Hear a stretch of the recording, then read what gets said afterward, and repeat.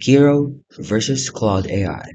So Kiro Dev is designed as a smart development environment that directly ties to AWS cloud services. It helps developers write, debug, and deploy applications seamlessly while using the Amazon's AI coding assistant. So its process, it has deep integration with AWS services. It also has AI-powered completion and debugging assistance. It also is optimized for enterprise scale projects and deployment, and it's backed by Amazon Security and cloud ecosystem.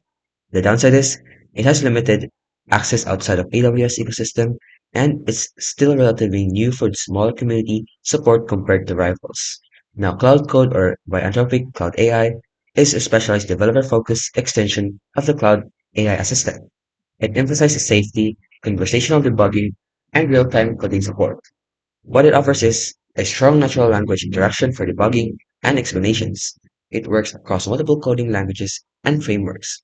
It is also ethical with AI focus with safety guardrails, and it's good for individual developers and smaller teams. The cons is though, it's not as deeply integrated with cloud services or deployment pipelines, and it has a limited advanced IDE features compared to traditional dev tools.